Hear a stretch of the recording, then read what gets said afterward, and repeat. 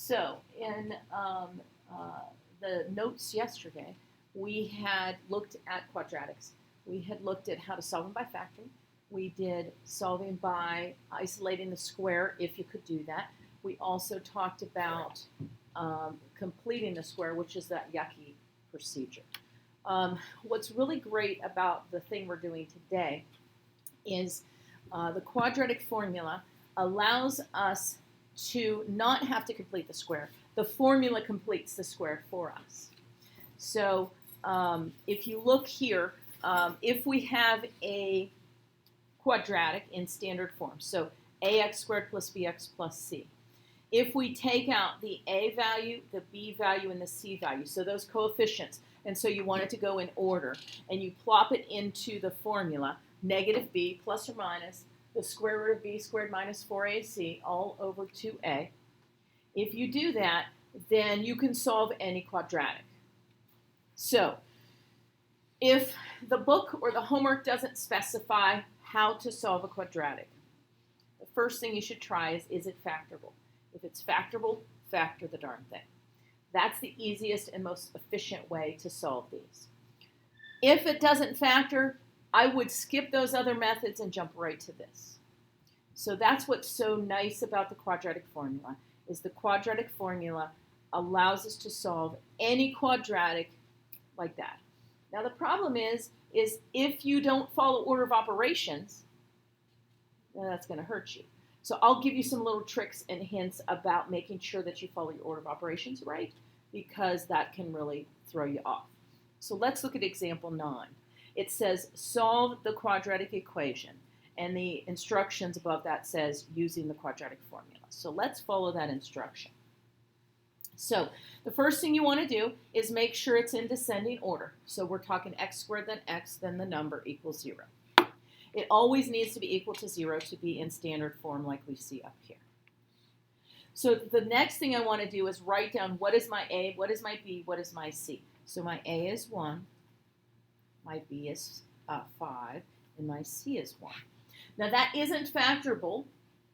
So remember I said if you can, factor it, and then if you can't, go on to the quadratic formula. But both will give you the same exact solutions one way or the other. Now we're going to plop into the formula, but I'm going to show you some ways to avoid the errors I see a lot of students make. Okay. So some of this stuff I want you to do in your head. So the first thing you do is negative b. Don't think of it as negative b. Think of it as the opposite of b. So the opposite of b is negative 5. And then you got your plus or minus. And now we have our square root. Now the next thing we're going to do some of this part's in our head too, so that we don't mess up the order of operations. The next thing I want you to do in your head is b squared. They're usually small enough numbers that you can just do in your head. If you have to jump and grab a calculator, go for it. But 5 squared, we're going to write 25. And then the next thing I want you to do is negative 4 times a times c. Okay? And so do that in your head or on a calculator. So negative 4 times a is 1, still negative 4. Times c would be in 1 is also still negative 4. So that's going to be a minus 4. If you do that part, what you do is you are less likely to mess up the fact that I have to do that term next. So I do those things to avoid some mistakes in my order of operations. And then the next one, do in your head. Don't write down 2 times a. You can double a, usually whatever it is. Doubling a number is easy. 2 times a is just 2. Now remember, this line encompasses the entire top. So teachers say all over to remind you that the whole thing is over 2. So we're not going to do that division by 2 until the very, very, very, very end. Okay.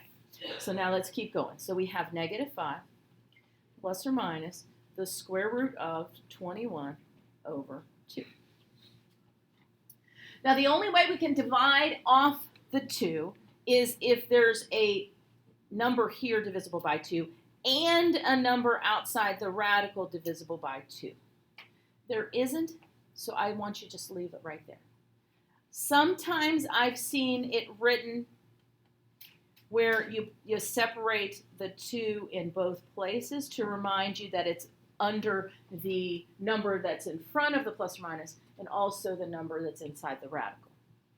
So I'm okay with you stopping here as long as it's reduced as much as possible, but you can write it like this, whichever you want. If they would want you to write what are your solutions, your first solution is negative 5 over 2 plus square root of 21 over 2. Your second solution is negative 5 over 2 minus. So that's where you have two solutions. So if you were to graph this like in Desmos or something like this, those are two decimal values. So my parabola somewhere hits it in two places. Let's do the next one. So again, if I were looking at this and if they didn't specify, I'd try to factor it. It is not factorable, so let's use the formula. So our A value is 1, our B value is 1, our C value is 2. Okay. So let's do the formula like I said before. We're going to write down the opposite of B, plus or minus the square root of, and you're going to square that B value. So B squared is just 1. And then we're going to do minus 4 times A times C. Minus 4 times A times C is negative 8. All over 2 A's, and A is 1, so 2 A's is 2. Now, the next thing you always want to do is simplify that radical as much as you possibly can. It is not correct to leave a negative under a radical. What did we do in the last lesson when we had a negative under a radical? Use that I notation. So that's the only thing we have to do differently, and then we're done. So the answer would be negative 1 plus or minus I times the square root of 7 over 2. So please don't leave any negatives in your radicals. Always take that extra step, please, to pull that negative out in front as an I. Does it matter if we put on the I on the other side? No, so if you want to write the I like that, just be careful if you write it like this. Really kind of make a distinction that the I isn't in the radical anymore. So as long as you kind of leave a little like separation between them, you're good to go. I've seen it written both ways. Any questions about example 9 or 10? Okay. Now, one thing that's very interesting, so if you look at the formula, let me write it up here. You don't have to write it if you don't want to, but so if you have ax squared plus bx plus c equals 0 and you're trying to solve it, we know the solution can be found by using the quadratic formula, which is negative b plus or minus the square root of b squared minus 4ac all over 2a. Now, the b squared minus 4ac, that thing right there, is called the discriminant. Okay? The b squared minus 4ac, and it don't make it equal to 0. I don't know why I did that. The b squared minus 4ac is called the discriminant. The discriminant is pretty much one of the most important pieces of our quadratic formula, because if it's equal to 0, you are plus or minusing 0, and so you get what's called a double solution, or a repeated root, or a repeated solution, and so you only get one answer for your solution. Now, if it's a perfect square that is positive, then it's just going to work out perfectly, and you're going to get two rational numbers. So you're going to get like two nice fractions. You're going to get an answer of like 2/3 and 1/3. You're going to get an answer of 5/3 and 7/3. You're going to get two rational numbers. Now, if it's not a perfect square but still is positive, you're going to get two irrational numbers like we saw in the ones before. Well, like we saw in this one. We got two irrational numbers because it's a positive number, but it's not a perfect square. And then finally, like example 10, was it? Yeah, example 10, if we get a negative number, you know you get an I, so you get two complex solutions. So the last one we got a negative 7 in there, and then that's our discriminant gave us two complex solutions. So what's really cool about the discriminant is it really determines the type of answer you got, because that's the square root thing, and the square root thing is so important. So in example 11, they want us to use the discriminant to find the nature of the solutions to the following quadratic equations.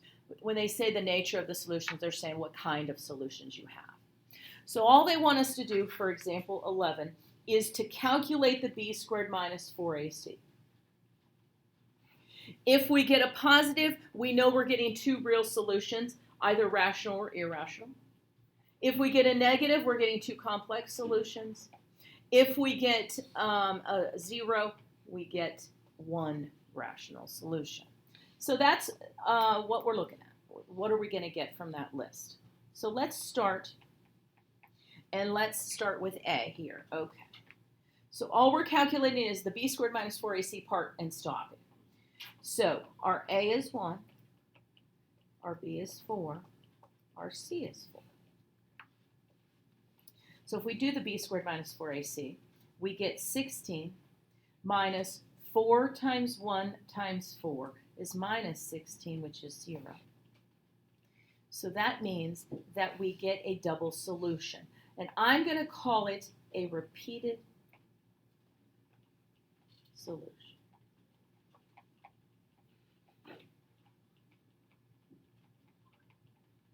Now what's really cool about a parabola with a repeated solution, a quadratic with a repeated solution, if you were to graph this in Desmos, it only hits the x-axis at one spot.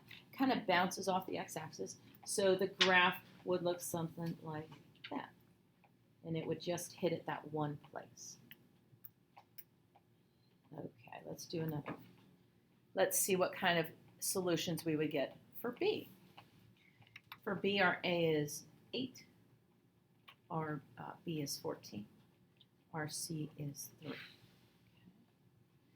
So let's see what the b squared minus 4ac tells us there. Square 14. Isn't that 256? 196. I always do that. Okay, so that's going to be 196. And then minus 4 times 8 times 3. What's 24 times 4? Thank you. So we get 100. Now 100 is a perfect square. So a perfect square that's positive gives us two rational solutions. Because we wouldn't have any square roots left. It would be plus or minus 10. And that would be a great thing, and we would get two nice answers, two rational solutions. So that's like the second one. Let's do it again. So C, our A is 3, our B is negative 5, and our C is negative 2. We're only doing the b squared minus 4ac, so do that part in your head. B squared, when I square that negative 5, it becomes a positive, so that's a 25. And then we're going to do negative 4 times A times C. In this part, the two negatives are going to do what? The two negatives are going to make a positive. They're going to cancel, right? So you're going to have a plus. And then 4 times 3 is 12. 12 times 12 times 2 is 24.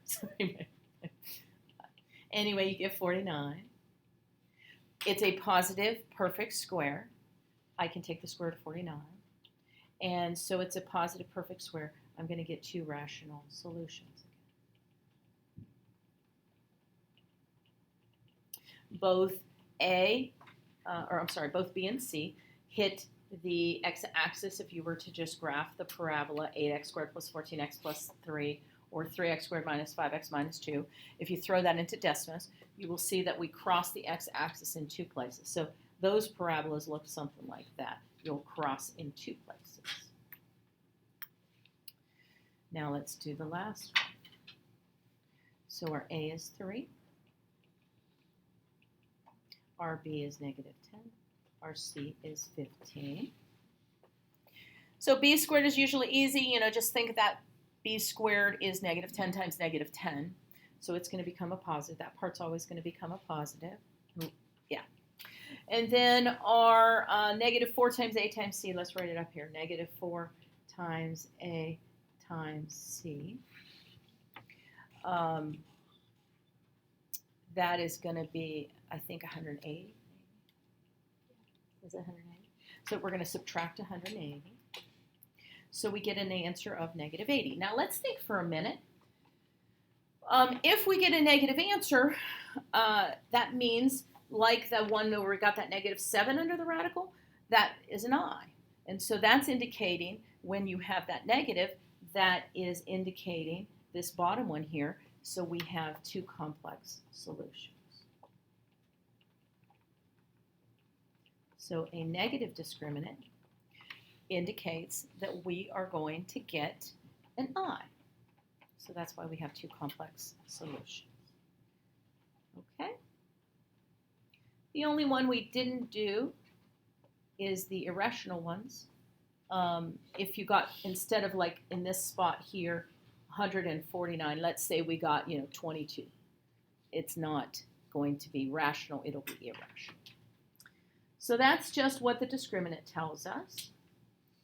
An application you see many times associated with squares and quadratics and things is the Pythagorean Theorem. So let's remind you how that works.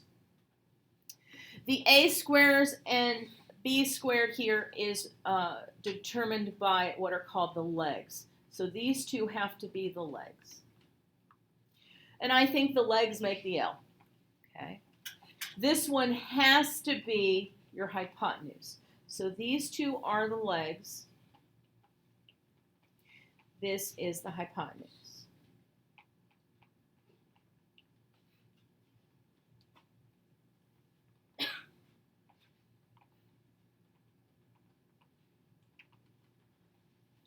So A and B, you can call either one A and either one B. They're kind of interchangeable. Just make sure those are the ones that form the right angle. And then the hypotenuse is the one that is always across from our right angle. Okay, so it's that longest slanted side you could think of. The connection between our legs. So using the Pythagorean theorem, the thing you have to remember is the hypotenuse is always the longest. So no matter what, mathematically, if you don't get the hypotenuse being the longest, then you've done something weird. Okay. So the hypotenuse is always our longest because it is the sum of the squares of the other two. So let's just practice using that. So if they ever want to find the missing length of a side of a right triangle, when you got two sides, you can find the third using the Pythagorean theorem. So let's write that down. They've already labeled one of our sides as A, so we're going to call this one our B because it's the only other leg. And so this one has to be C. So let's practice plopping into our formula. So we've got A squared plus 4 squared equals 12 squared. Let's square those things. If you have a calculator, do it. If you can do it in your brain, that's even better. We've got A squared plus 16 equals 144. If we subtract 16 from both sides, we get that A squared equals 128. Does that look legit? And then A is going to be, now here's where I want you to initially write it always when you inflict a square root as A plus or minus. But because it's a length, we only need the positive version. But it's a good habit to get into because many of the applications that we see, sometimes two answers is possible. Now this one, it's a length, it isn't. Now, I don't want you to leave 128 as 128 if it has perfect squares hiding in it. Okay, so 128 is definitely divisible by 4, but try things larger than that, like 16. Actually, it's divisible. The biggest one I can think of is 64. 128 is 64 times 2. Now, why 64? Well, if you think about powers of 2, well, 4s especially is going to be a perfect square. So 4 times 4 is 16. I tried 16. It worked. And then I saw an 8 was still there. So I figured there's another 4 in there. And so you could even break down, I've seen some teachers teach it, you know, that's 4 times 4 times 4 times 2. So you can find those small pieces. It doesn't matter. But however you want to write it, the square root of 64 times 2 is 8 radical 2. Now, how could you check to see if you might have been on the right track? Well, our hypotenuse better be the longest, so that better be 12. So 8 radical 2, if you put it into your calculator, if you put the square root of 128, whichever one floats your boat, you better get a number that is less than 12. You do. It's approximately 11.3. So that is just a quick check. When I am doing things with Pythagorean Theorem, that's what I check real quick. Are these two lower than that one? And that little quick check probably will determine if you made a silly mistake or not. Okay. Any questions on example 12? I like Pythagorean. It's pretty good. Okay. Now, we are going to go over some of the homework together, but if you could write down the assignment, are the odds 7 to 43 and 57.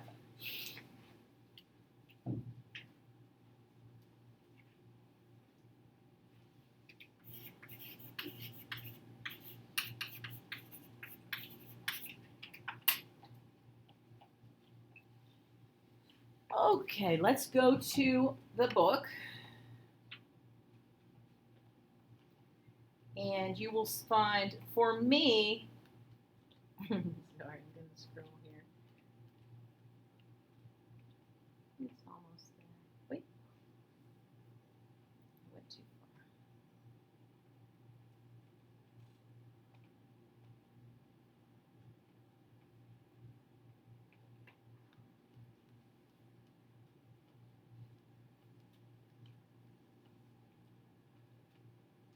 There it is. So for me, it was on page 148 of the text, but in the corner, that's technically page 129. So in the book, it would be 129, and right here you see 129. But in the PDF, it's 148. Okay. So let me write down here what we got. So it's odds 7 to 43. And 57. Let me highlight those real quick.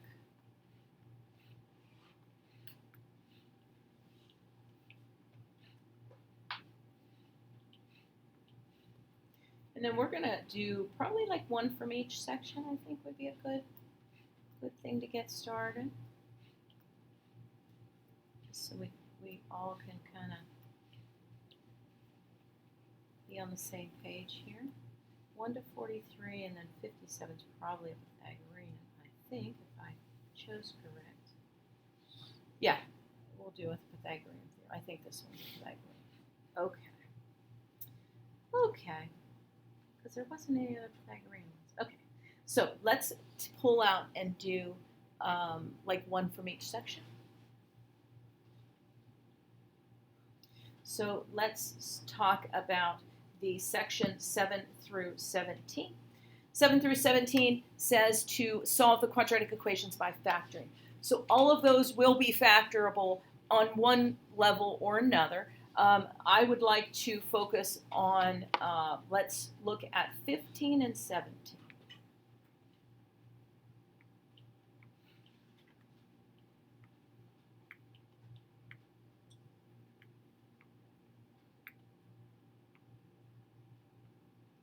Now, for 15, please make sure that when you see it, that it is not equal to 0, that your first step is to get it in descending order. You want the first term to be positive and it equal to 0. So our 5x squared is the positive one. It's our highest power. So let's move all the other junk to the other side. So we would get 5x squared minus 5x minus 30 equals 0 before we decide where to go next. Now, from here, I notice that there is a greatest common factor. So you always remove a greatest common factor if that is a possibility. They are all divisible by 5. So when we divide by 5, we get x squared minus x minus 6.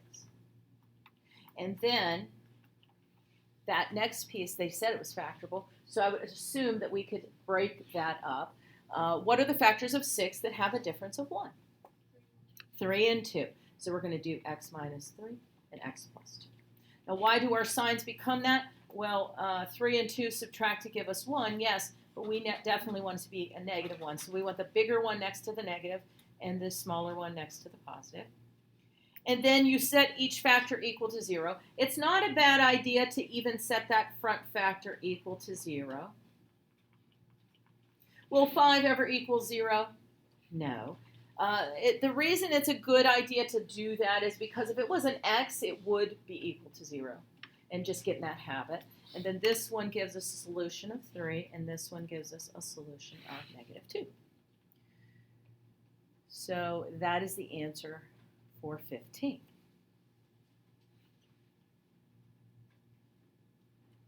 Any questions about 15? Okay, now let's jump back up and let's do 17 together. 17.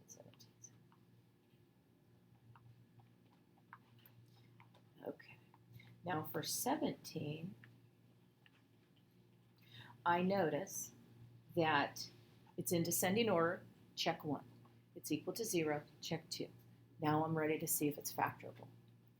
I notice that there is a greatest common factor. You always check for that. You can factor out an x. Now remember, the way that you have to check if you're right is you should quickly be able to do in your head, if I multiplied that through, would I get what's originally sitting there? And you would. And neither piece is factorable further. So then we split it up into 2 sections. X could equal 0, or 7x plus 3 could equal 0. And then just, move things around, that's all. The first one is solved for you. That's great. The second one, we have to move the 3 and make it negative, and then divide both sides by 7. This fraction, make sure, is reduced as much as possible. We can't reduce negative 3/7 any further, so we ended up with 2 solutions. How could you check any of these? Let me show you. If we were to put into Desmos, without the 0, if we just put in 7x squared plus 3x, we should get a solution of 0. See how we got a solution of 0? And then we should get a solution of negative 3/7. Well, how could we check? If we put into the calculator negative 3 divided by 7, you're going to get the decimal point 429. So Desmos can check your work for you. I don't want you to do Desmos until you've tried the algebra first. Desmos should just be an extra little piece of comfort. Yeah, I did it right. And then, of course, remember, these are odds, so they are in the back of the book. Any questions on 15 or 17? Okay, let's go back up. Now, let's jump to the section that says 19 to 23. For the following exercise, solve the quadratic equation by using the square root property. Now, these are really cool and nice because they're so easy to solve. I want to do 23 with you to get you started. Let's do 23.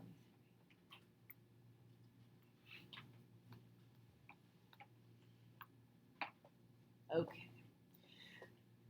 These are solvable very nicely because this is the x thing squared.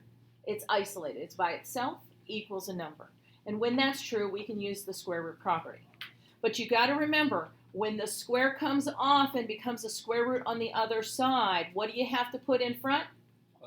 Plus or minus. Don't forget that. So the square on the left becomes a plus or minus square root on the right. Now we can do the square root of 9. When it's possible, do it. So we get plus or minus 3. And then you just do some math. Now, here's the part where the plus or minus kind of messes with people's brain. Whatever this is, if it's positive on the left, when it comes over, we're subtracting. Always just set it in front and change its sign.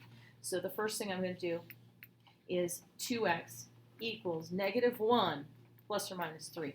Always put it in front of the plus or minus and change its sign. Now, the 2 we have to divide off, but we have to divide both sides completely by 2. So just write it over 2 and be done with it. The only way it can ever simplify is because it's over the entire thing is if this and this were divisible by 2. If one piece is and one piece isn't, you're stuck. They both would have to be divisible by 2. I like that. Now, these are real life good old numbers. There's no square root. So let's actually split it. I want to show you where the 2 answers are hiding.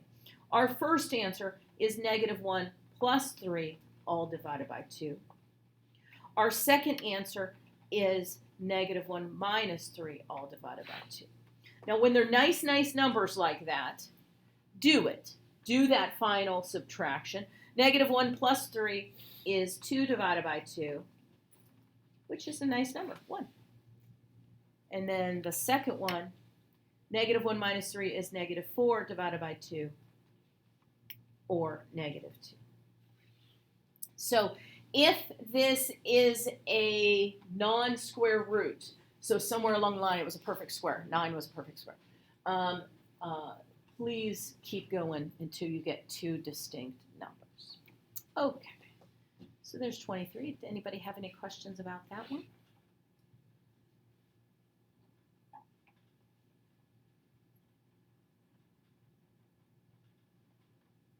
Okay, let's go back up. So let's find the next section here. 25 through 31 is the yucky completing the square. We're going to do 31 together just because it's so yucky. We might even do one other one. Well, let's start with 31, okay? 31, let's do it.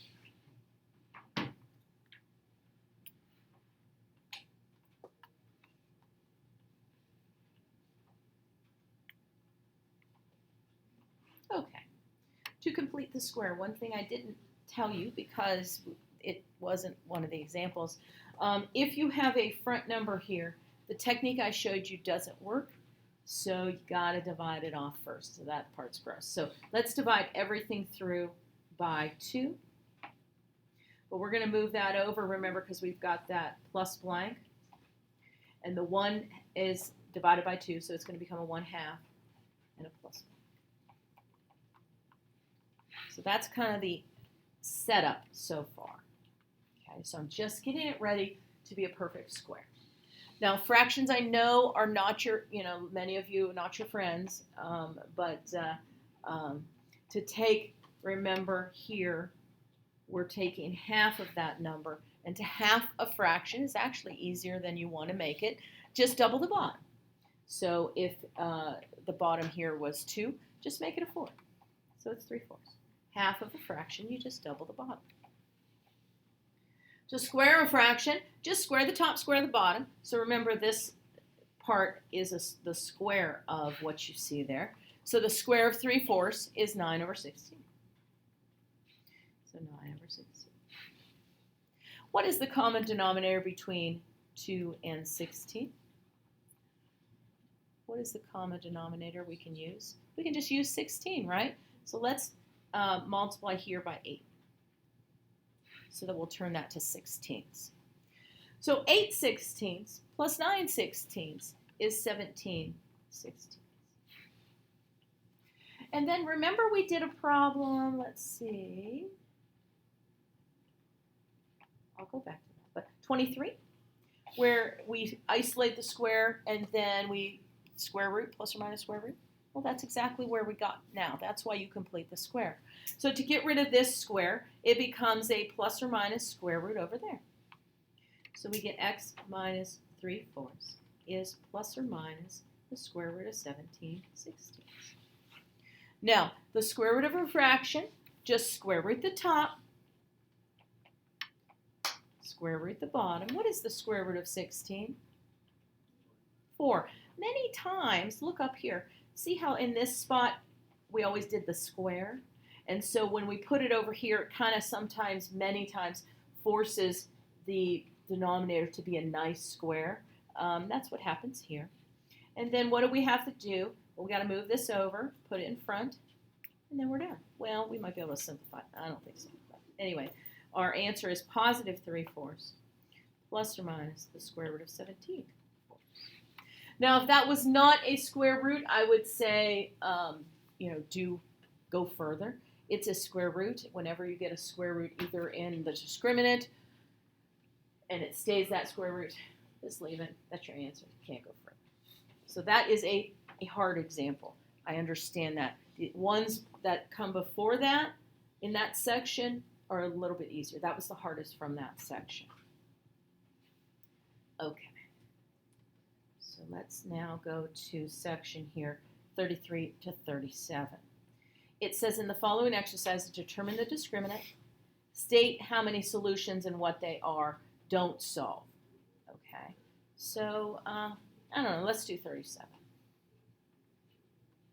Let's do 37. Usually the later is a little harder, so why not? Okay. Let's do 37.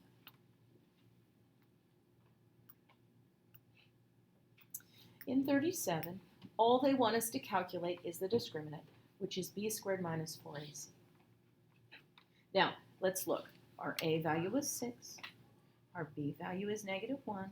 Our c value is -2. The main idea is, are we getting a positive or a negative? That will determine whether we get a real number or a rational number. And then what else do we know? Okay, so b squared is -1 squared. When we square -1, it becomes 1.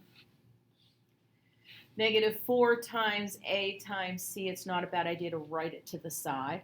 -4 times 6 is 24, times -2 is 48. That's positive 48. And so we get the number 49. Now what do we know about it? Well, it is a positive. It is a perfect square. So that means we're going to get 2 rational solutions. And you don't have to solve it any further. They just want you to look at the discriminant and look at that little table that's in your notes and say, okay, based upon what I got, this is the kind of answer I would get if I kept going. They don't need us to keep going. If it's positive, it's definitely a real number, but if it's a perfect square, it's a rational number. If it's not a perfect square, it's an irrational number. Like square root of 7, square root of 17, square root of 22, stuff like that. Okay. So that's all they want you to do for that section. So then for 39 to 43, they want us to solve using the quadratic formula. Yes? Can we do 43? Yes. So one thing they've noted is it says if the solutions are not real, state no real solutions. I don't want you to do that. I want you, well, you can if you want to, but I want you to actually show me the I, because as we're heading, I's are going to show up. We need to be able to deal with them. So if there's an I, do an I. Let's do 43.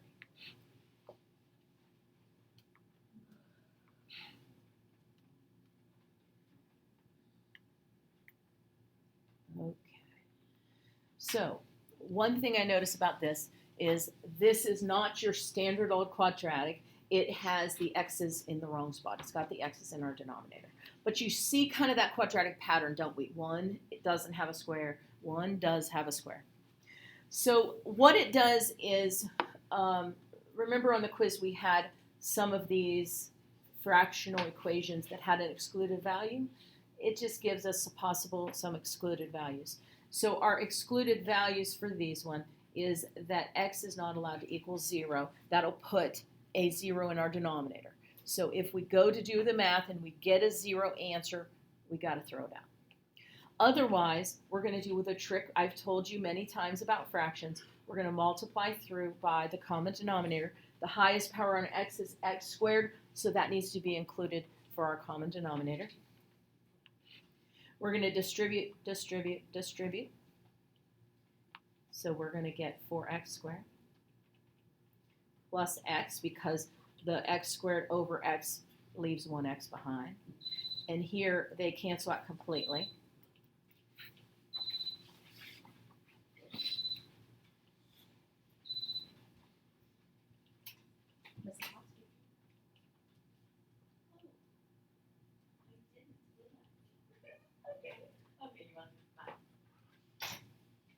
Now it is in standard form.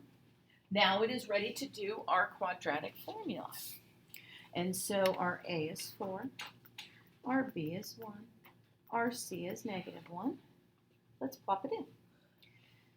So we get -b, do that opposite, plus or minus the square root of b squared, square b, 1 times 1 is still 1. -4 times a times c comes next. -4 times 4 times -1 becomes a positive 16. And then 2a's, just take your a and double it, we get 8. So we get -1 plus or minus the square root of 17 over 8. Neither of those are zero solutions. So those are our two solutions. -1 plus square root of 17 divided by 8. -1 minus square root of 17 all divided by 8. And there you go. So it started out looking pretty gross. But by using that idea of multiplying through by the common denominator, it should be good to go. Okay, last one we need to do, please, that I want to do. You'll see from 43 it jumps to 57. I want to do 57 with you.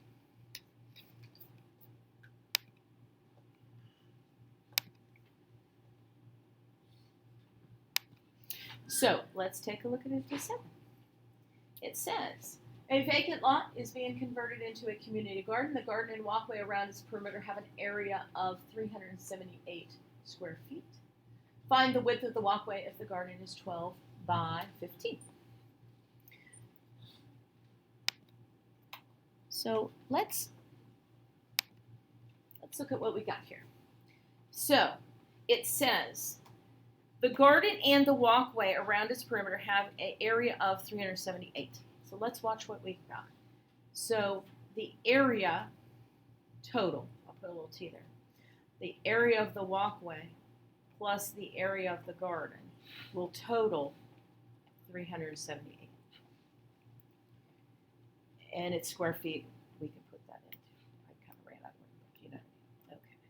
I know the area of the garden because it's just a rectangle, 12 by 15, and 12 times 15 is 180.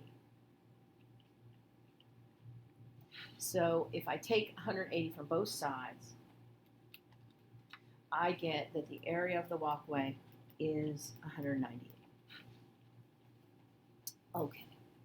Now the walkway, as you can see, is that the gray section, you know, like it looks like it's pavers or something around the garden.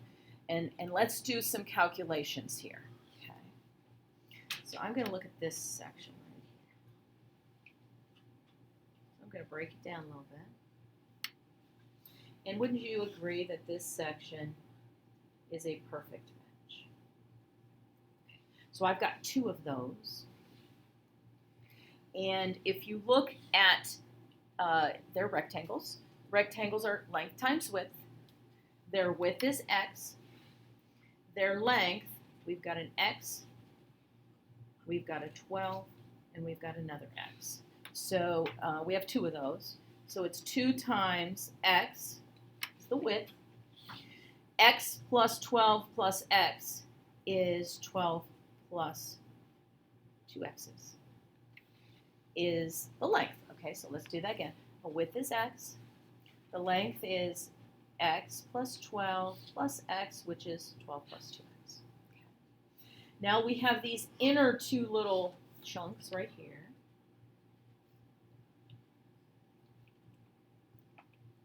And those ones, we've got two of those. And they are just an x up and down and a 15 long. So it's just x times 15. And we know that that equals, I'm sorry, I gave myself an order here. That equals 198. We know that area equals 198. So we have a math equation here that we can solve. Now we got to do some distribution. We got to get it equal to 0. We are going to end up with a quadratic. But we've got something to solve. So let's do some math. So this is 2x times 12 plus 2x. This is 30x. But if we distribute the 2x, we get 24x. plus 4x squared plus 30x equals 198. Let's make that look more like a quadratic. We're going to put it in descending order equal to 0. So we're going to get 4x squared plus 74x minus 198 equals 0. Now, 4, 74, and 198 are all even. They can't be divided by 4, but they can be divided by 2. So let's factor. Because the name of the game, I've always told you, is if you can factor, factor. So I think this is a good candidate for slide and divide. The 2 is going to slide over times the 99 and get 198. 2 and 99 don't have a difference of 37. So let's start breaking it down. What about 33 and 6? Nope, that's not going to work. Does 33 times 6 make 198? I just made that up. Okay, yeah. Okay, that didn't work. Yes. Yes, thank you. Oh, maybe that makes my life easier. Oh, thank you. Thank you for picking up my... So that's 27 in the middle? Oh, you found it. Thank you so very much. 6 and 33 is what I was looking for. 6 and 33 have a difference of 27. Yay, thank you so much for helping me. Okay, so we would have made it x plus 33, x minus 6, but we slid over 2, so we got to divide by 2. This first one isn't divisible by 2, so put the 2 on the x. The second one we can divide by 2, so divide by 2. Now let's think about numbers here. This 1, 2 cannot equal 0, so that first 2 doesn't do anything. And I'll show you this tomorrow. The answer is the path is 3. This one gives you a negative, which is wrong. So the path is 3 feet. And I will show you that. I'll keep that up there for you for tomorrow.